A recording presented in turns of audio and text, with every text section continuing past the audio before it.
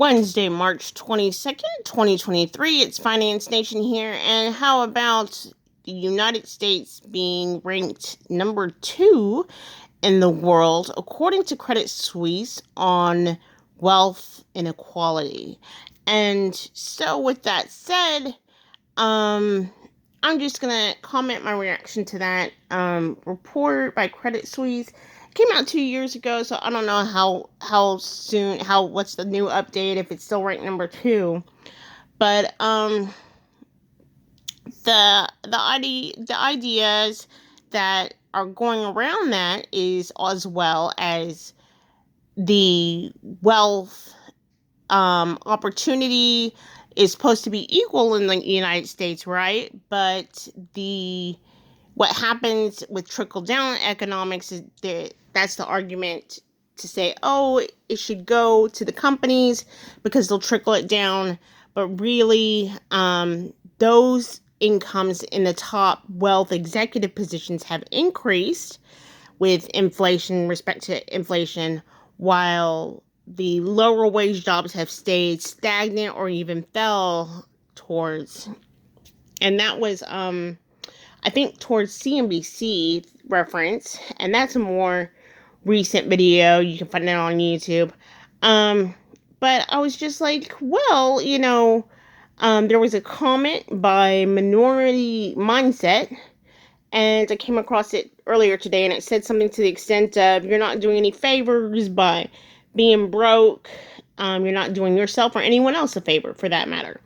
And so it's like, well, yeah, people should have an emergency fund, and they should have savings and try to do stuff to get themselves to that level. Of course, people, they don't want to work 120 hours a week. And what I mean by that is they work a 40-hour-a-week job, then they don't have a maid at their house, and they have personal errands to run, to pay, whether it's taxes or to get their car registered if they own a vehicle, passing the state inspection, and so on and so forth. So that is a time tax. Going to the doctor's visits, as well, if they can't afford the doctor. There's like several people, it was some crazy statistic, you can look it up, but it was something really ridiculous, including people who had health insurance were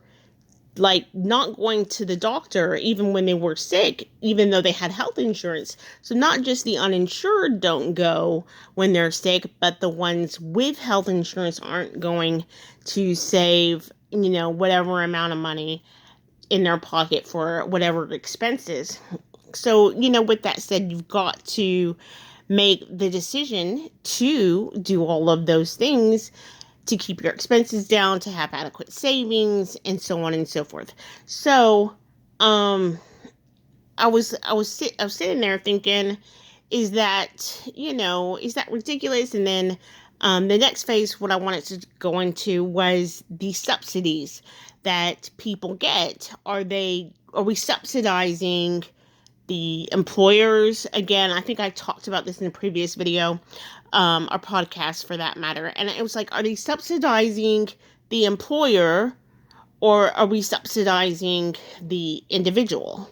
So, of course, there's some elderly on Social Security, but they once were employed, and had they been employed in order to qualify for in order to qualify for some of those other subsidies, they have to have a low enough income, and if their rent or mortgage is low, and they're only making $18,000, $20,000 a year, and their Social Security would be higher had they had a higher income.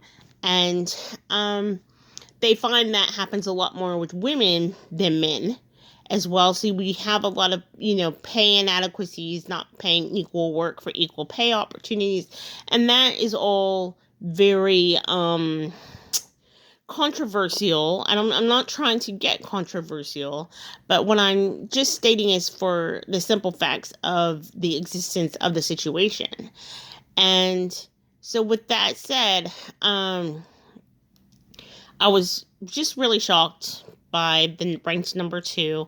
And those were just some of my thoughts I wanted to jot down. I was just jotting down some stuff that had been reported in these documentaries that I've been watching. And it is really rather, I think, appalling that, not that we have, instead of maybe having, necessarily some subsidies, saying, okay, we're also going to stick you with a financial planner to get you off of these subsidies into a building wealth plan. So like a financial build wealth, get rich plan, and they're going to build them a get rich plan. If we put money into that, then there would be a lot less money going into these programs. Now, of course, there's some people that are going to stay on it, but if people see, oh, this is going to cost them money, and as well as, the welfare cliff and stuff, where if they make $1 more, a penny more, then they'll cut all of their subsidies off.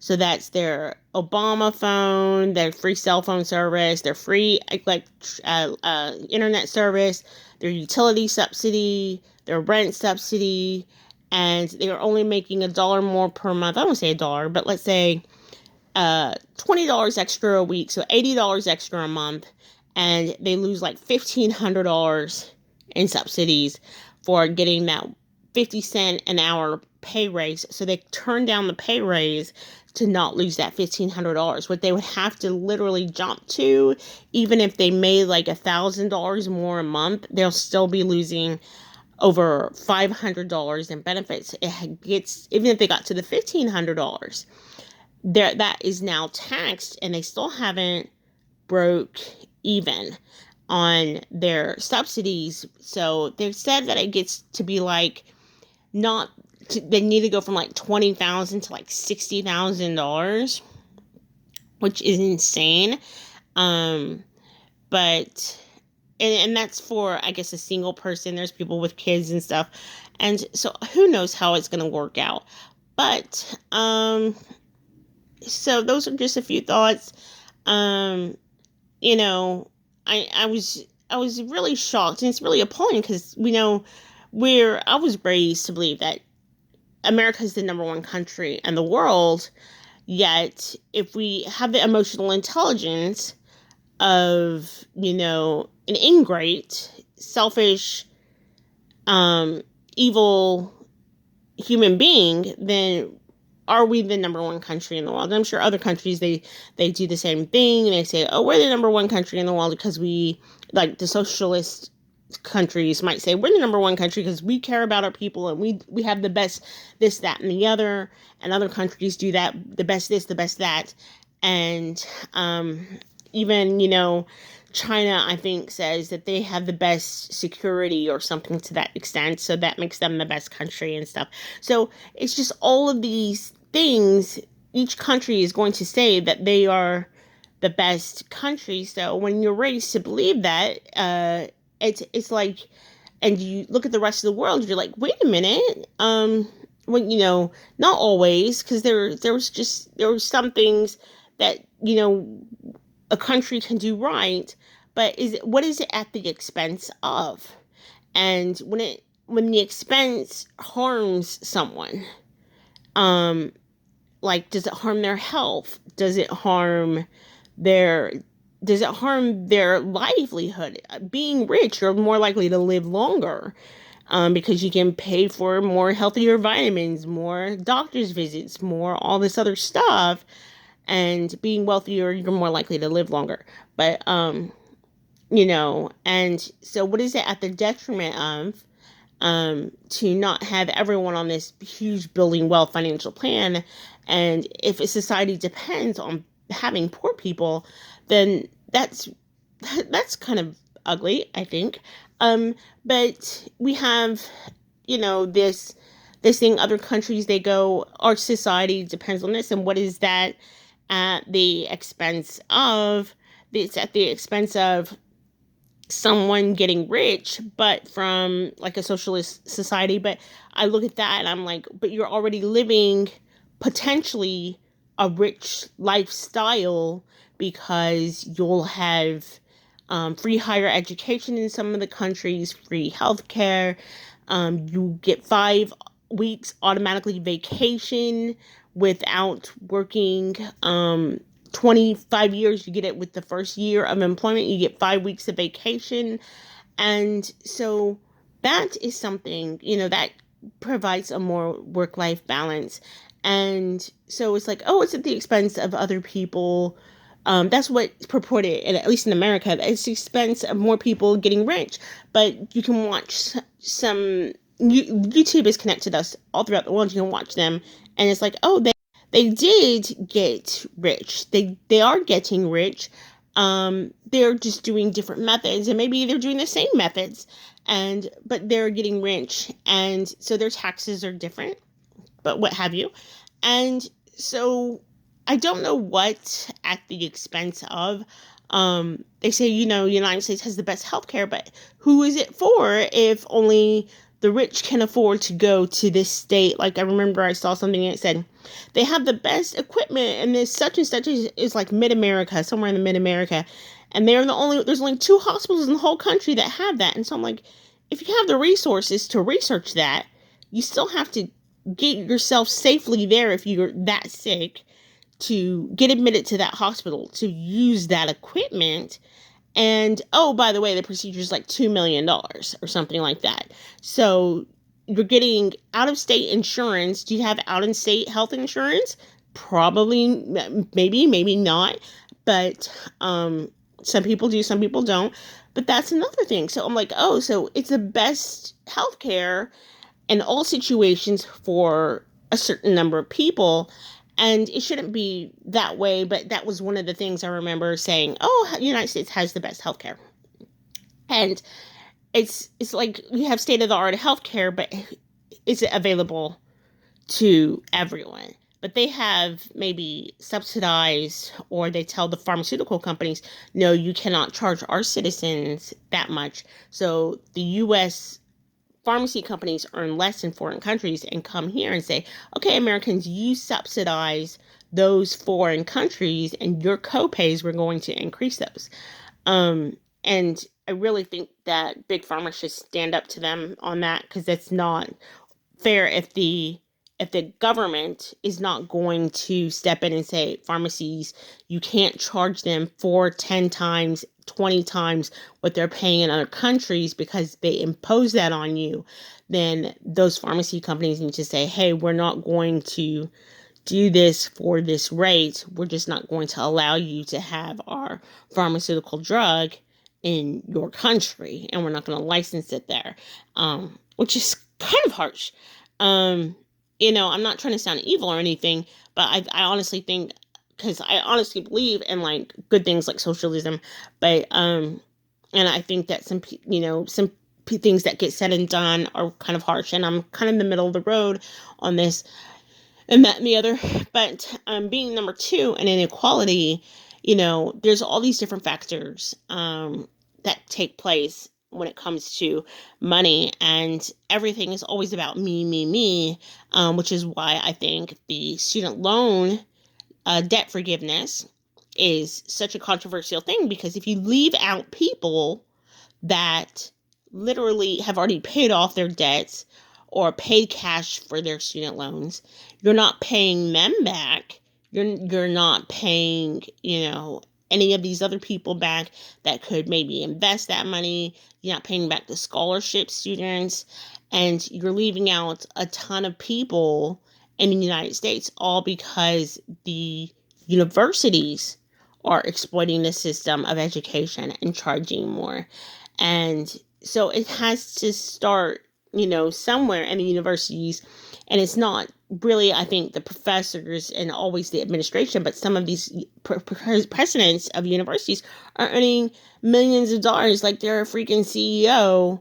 And the student wants to earn millions of dollars, and they get stuck with $100,000, $50,000 loan, and an employer wants to pay them $25,000 a year.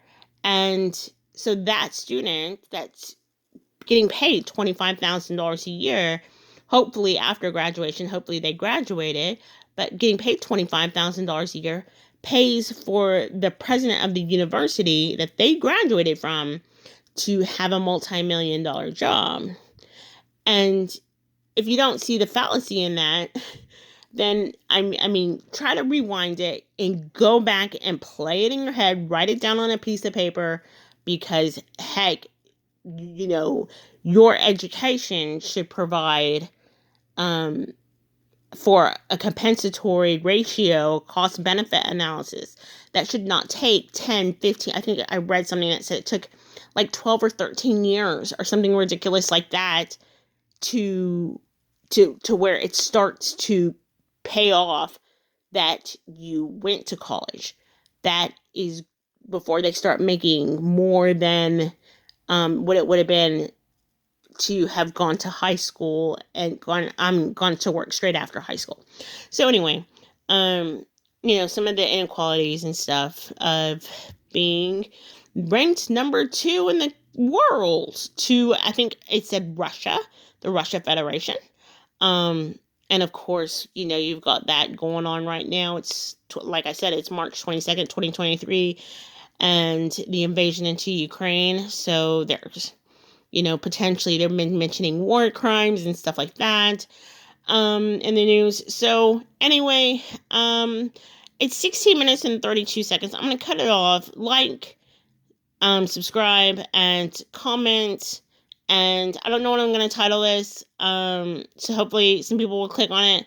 I still have 0 subscribers at this point in time. So if you're in the future, thank you so much for coming by, and sayonara. Finance Nation out.